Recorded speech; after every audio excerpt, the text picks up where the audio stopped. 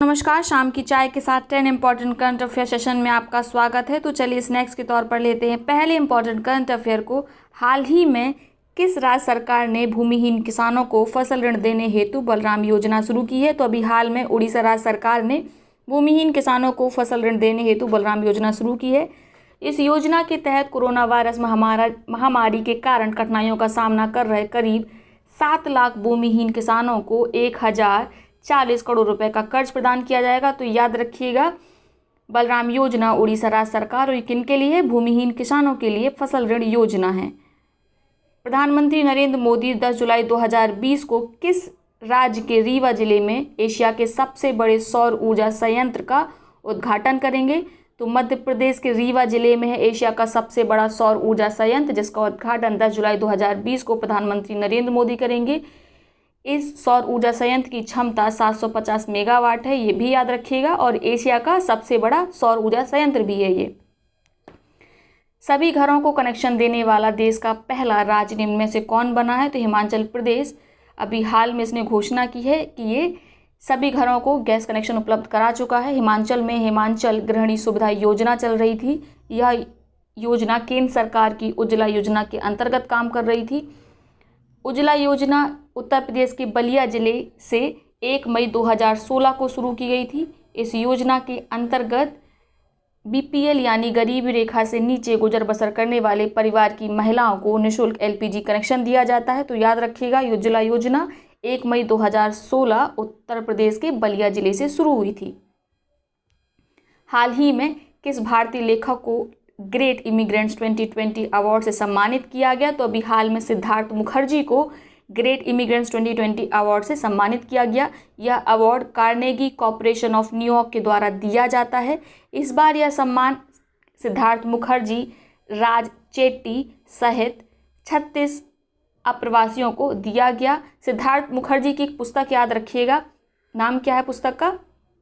Emperor of all मालाडीज, सभी विकृतियों के सम्राट। यह इनकी कैंसर बायोग्राफी है, जिसे 2011 में पुलित्जर अवार्ड से सम्मानित किया गया था। तो सभी फैक्ट्स को याद रखिएगा, इंपॉर्टेंट है, हो सकता है इनकी पुस्तक पूछी जाए।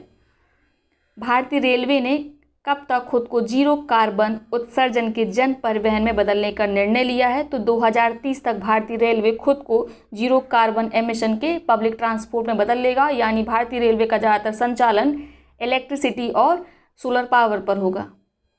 डीडी न्यूज़ द्वारा प्रकाशित किस संस्कृत पत्रिका के 5 साल के प्रसारण के पूरे होने पर प्रधानमंत्री नरेंद्र मोदी ने बधाई दी है? तो वार्तावली डीडी न्यूज़ की संस्कृत पत्रिका है, जिसके प्रसारण के 5 साल पूरे हो गए हैं और इसी कारण प्रधानमंत्री नरेंद्र मोदी ने इसको बधाई दी है। तो याद रखिएगा, ये पूछ सकते हैं। कोविड-19 महामारी के दौरान गैर कोविड-19 आवश्यक स्वास्थ्य सेवाओं को प्रदान करने वाली धनवंतरी मेडिकल वैन शुरू की है। तो अभी हाल में धनवंतरी मेडिकल वैन अहमदाबाद गुजरात ने शुरू की है। इस वैन के द्वारा जो गैर कोविड-19 आवश्यक स्वास्थ्य सेवाएं हैं वो प्रदान की जाएंगी। तो याद रखिएगा। उत्तर चीन में फैली किस बीमारी को ब्लैक डेथ के नाम से जाना जाता है? तो अभी हाल में चाइना में एक नई बीमारी फैली है, ब्यूबोनिक प्लेग। इसको ब्लैक डेथ के नाम से जाना जाता है। हालांकि बीमारी पुरानी है, लेकिन इस समय फिर से फैली हुई है।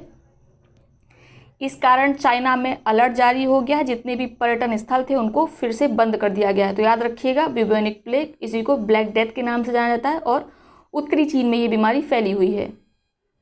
हाल ही में देखा गया यूलोफिया क्या है?